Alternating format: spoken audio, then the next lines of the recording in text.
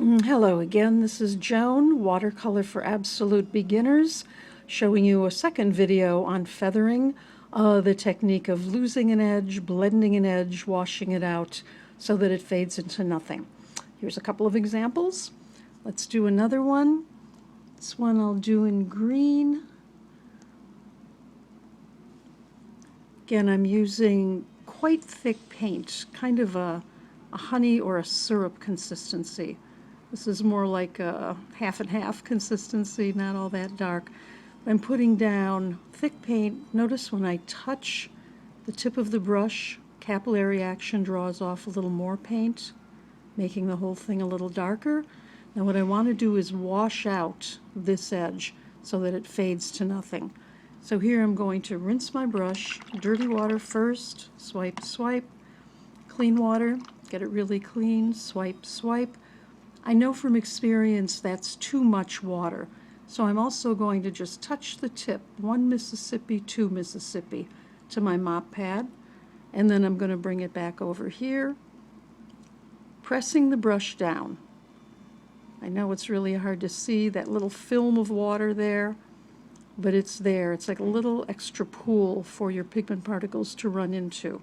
You don't want to do it with the tip of the brush. That's pretty useless. You want to press the brush down and do it. And then once you've done that, you just kind of back up into the very edge and just draw the tip of the brush along the edge of the paint, and you can see that paint begin to move in to the film of water. You can go back and forth, you can tease it out just a little bit. If you want to, you can actually go back in. Notice I'm never taking my brush off the paper. It's pressed down and I'm just coaxing the little pigment particles out until I have a nice fade. From really dark to a little lighter mid-tone, fading out to nothing. The edge of that water is here. The little pigment particles haven't swum to the edge. You don't want them to swim to the edge. You want it to fade out to nothing. Okay, again, let me show you the wrong way to do it. I'm rinsing my brush. Again, rinsing, really rinse, swipe, swipe. Is it clean? Actually, it is clean. Let's do a different color. We can go over to our palette. Let's use Prussian blue. It's a very staining color, but a beautiful color. Bringing it back over here. Let's let the focus adjust. Putting down some really nice thick Prussian blue. There was not a lot of water in my brush. Okay, now here's the wrong way to do it. I'm rinsing. Maybe I even swipe it once or twice. If you forget to swipe it, you're definitely going to have too much water in your brush. Now here's what a lot of people do at first. They think, okay, I'll go in the paint and then move the paint out. And they do that, and it does kind of make it lighter, but it's really, really wet. It's too wet. All those pigment particles I first put down, now swimming into that new pool, swimming right to the edge and creating another hard edge. Not what I want. You'll notice these particles have swum to the edge and I have a little bit of a hard edge there. Here's how to fix this. Again, rinsing the brush, paying attention to water control, always. Swipe, swipe. That gets it a little drier, but it's still very wet. So here I'm touching it, 1 Mississippi, 2 Mississippi, to the mop pad again.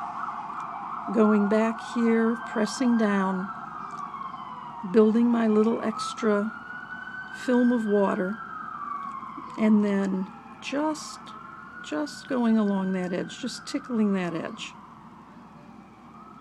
I haven't lifted my brush, it's still pressed down quite flat. Here I've been able to keep a very dark value, a mid-tone, a darker mid-tone, a paler mid-tone, and then fading out to nothing. Okay? So you can save it even if you've done it wrong. Let's move over and do that once more. Let's use Quin Rose again. Again, quite thick to start out with. You want to have a nice dark value in here already so that you've got something to fade out. Okay? Again, you can touch the tip of the brush to the paper. A little more paint will come off, adding more pigment particles. I'm rinsing, I'm swiping twice, I'm seeing if I got it clean. Still a little dirty, doesn't really matter, but I'll go in the clean water. Now it's clean, and again, making sure you're holding it 1 Mississippi, 2 Mississippi to get out the excess water. Pressing it down, creating that little film. There's really no way I can show you that, but I think you can see where it would be. Going back and forth at least 2 or 3 times. Okay, once is not enough. And then just kind of backing into the edge here. And as you go over it a couple times, you can see the little pigment particles moving. Okay.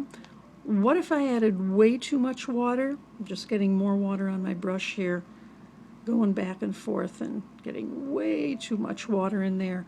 You can see it moving. If I tilt the paper a little bit, it's going to run right down into that edge that I just created. Again, you don't want that. Feathering means having no edge, an invisible edge.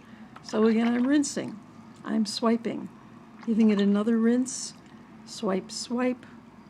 This time I want to pick up the water, so I'm pressing the brush down. 1 Mississippi, 2 Mississippi, maybe even 3 seconds. You'll notice it's bent.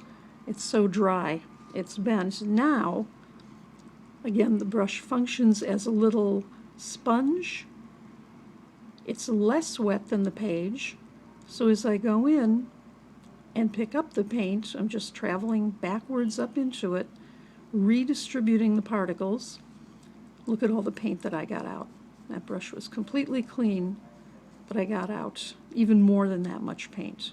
Okay, notice that I have picked up that hard edge. It fades to white. I have a mid-tone and a dark value. Okay, so again, water control is everything. Rinsing the brush, dripping wet is too wet.